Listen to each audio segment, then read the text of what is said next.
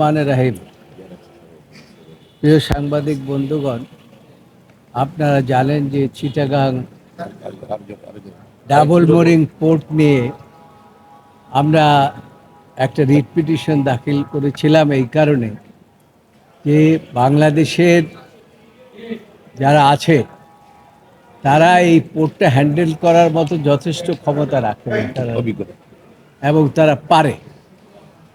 এই পোর্টের কার্যক্রমটা বাইরের দেশকে দিয়ে দেওয়ার জন্য একটা প্রচেষ্টা হয়েছিল 17 সালে শুরু হয়েছে এবং এই প্রচেষ্টা 1917 শুরু হয়েছে, 2017। তো সেই আমরা রিট পিটিশন দাখিল করার পরে এই রিট পিটিশনটা আমরা হিয়ারিং করেছি। এখানে আপনারা জানেন যে রিট পিটিশনটা ফাইল করেছে রেসানুল করিম।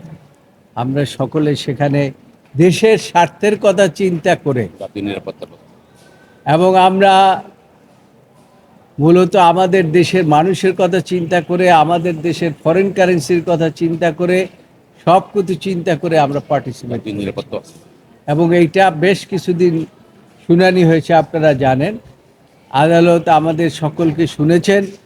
শোনার পরে আজকে সকালে আমরা গিয়েছিলাম, সকালে বলেছিলাম যে আমরা আপাতত একটা রুল চাই। তার কারণ রুল হলো জুডিশিয়াল স্ক্রুটিনি। আপনারা এটা রুল দিয়ে সরকারকেও শোনেন এবং আমাদের বক্তব্য শোনেন, আপনারা জুডিশিয়াল স্ক্রুটিনি করেন। আদালত বলেছিলেন যে 2টার সময় আসেন, আমরা 2টার সময় আদেশ দেব। এই 2টার সময় আমরা সকলে গিয়েছিলাম। এখানে দেখেন ইসানুল করিম, তারপরে মাহবুদ্দিন খোকন, আমাদের ব্যারিস্টার কাসার কামাল সহ আমাদের আরও জুনিয়র ফ্রেন্ডরা, এখানে আনোয়ার সহ সকলে আমরা ছিলাম। থাকার পরে আদালত উঠে একটি রুল দিয়েছে। রুলের টার্মটা এখন আপনাদেরকে পড়ে শোনাবেন।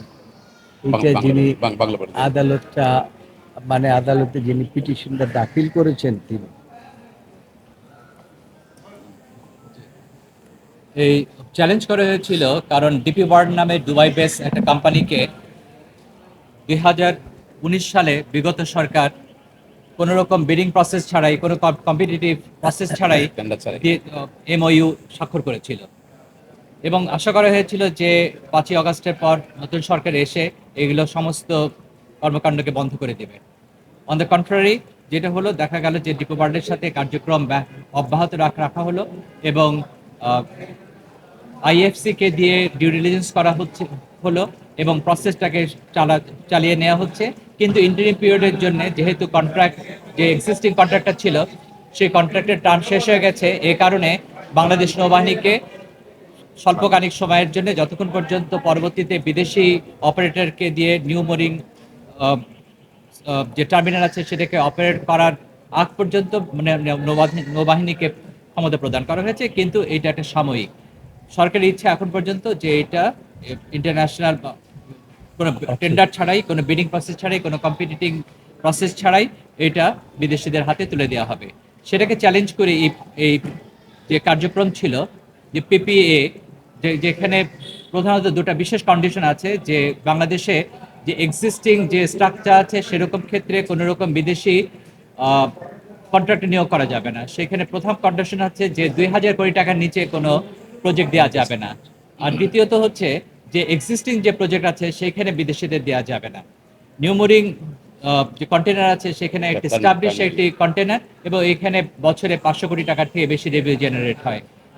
সুতরাং বিদেশিদেরকে শুধুমাত্র এটা দিয়ে অপারেট করার কোনো কারণ বাংলাদেশের মানুষ অন্তত দেখে না এবং সেখানে নানা রকম যারা স্টেক হোল্ডার আছে তাদেরও তীব্র প্রতিবাদ আছে।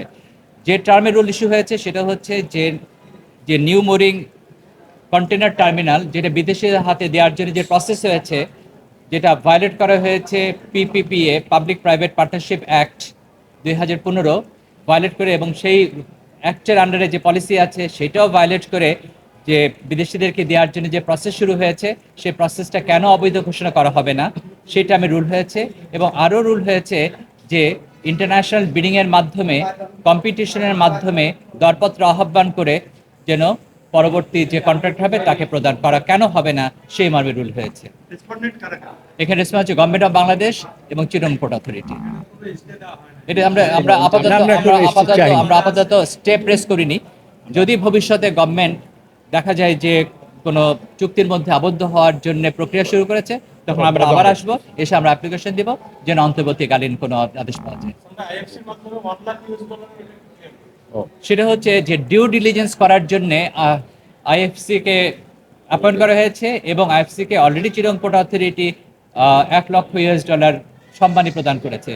এবং কেন করেছে? কারণ ডিপি ওয়ার্ল্ডকে দেওয়ার জন্য এই ডিউ ডিলিজেন্সগুলোই প্রধানত করা হয়েছিল। এই যে অর্থ প্রদান, সেটা বিদেশিদেরকে দেওয়ার জন্যই অর্থ প্রদান করা হয়েছে। আসলে এখানে একটু জাস্ট সাপ্লিমেন্ট, এটা একটা পলিটিক্যাল স্কিম ছিল গত সরকারের সময়। আমাদের প্রত্যাশা ছিল এই পলিটিক্যাল স্কিমটাকে অন্তর্বর্তীকালীন সরকার স্কিমের শিকার হবে না বা তারা এই স্কিমটাকে কন্টিনিউ করবে না। আনফর্চুনেটলি দেখা গেল বিএনপি সহ সারা বাংলাদেশের প্রত্যেকটা রাজনৈতিক দল এই বিদেশিদের কাছে 50 বছরের জন্য লিজ দেওয়াটার বিরোধিতা করা সত্ত্বেও অন্তর্বর্তীকালীন সরকারের প্রধান উপদেষ্টা সহ অন্যান্য উপদেষ্টা মণ্ডলী এই লিস্টটাকে কন্টিনিউ করার জন্য ওনারা বিভিন্ন স্টেপস নিয়েছেন, যে কারণে আমরা সচেতন আইনজীবী সমাজ প্রবণ বেসিসে আমরা কোর্টে গিয়ে বলেছি যে এইটা দেশের স্বার্থ বিরোধী এবং দেশের যারা স্টেক হোল্ডার আছেন কেউই চাচ্ছেন না এই জিনিসটাকে কন্টিনিউ করার জন্য। মহামান্য আদালত আমাদের বক্তব্য শুনেছেন এবং সবচেয়ে বড় কথা হচ্ছে চিটং পোর্ট হচ্ছে দেশের হৃৎপিণ্ড। সেই হৃৎপিণ্ডকে যদি 50 বছরের জন্য লিজ দিয়ে দেওয়া হয় বিদেশিদের কাছে, তাহলে দেশের সার্বভৌমত্ব, security will be in question. সেই দিকগুলা বিবেচনা করে মহামান্য আদালত আজকে রুল দিয়েছেন এবং আমরা আইনজীবীরা সন্তুষ্ট রুল ইস্যু হওয়াতে। ধন্যবাদ। আমি একটা অ্যাড করছি। প্রথমত 2017 সালে